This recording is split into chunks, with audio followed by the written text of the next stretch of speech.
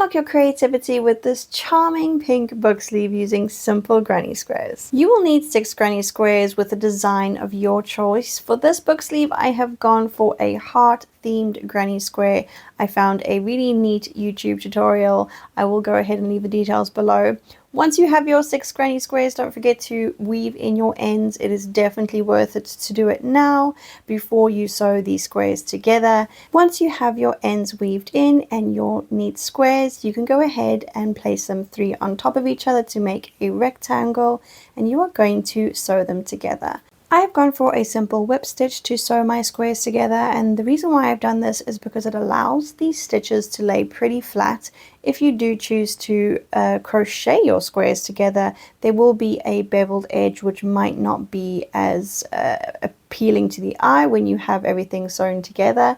So I have just gone for a simple whip stitch, and I am sewing everything together so that it is nice and secure. And of course, once you do that, you can also weave in your ends once again. I'm going to test this cover out on the book of my choice just to check that it does fit and to see if I need to make any adjustments. So I am going to wrap it as if it was going to be put in this pouch, and I see that there is not enough room on the top and the bottom for there to be a proper pouch situation going on. So what I'm going to do is I'm going to crochet another round double crochet all around, which also makes the edges a lot neater.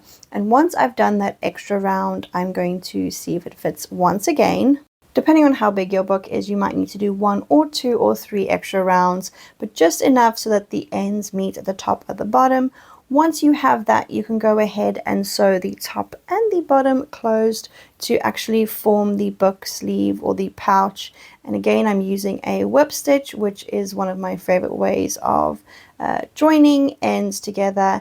And of course, once you have finished, work the end into the center of the book sleeve and weave in your ends. This really helps keep things neat and tidy and make sure it is secured. And just like that, you have a pretty pink book sleeve for your book collection. I can imagine a whole shelf with these. They are so easy to customize to your style.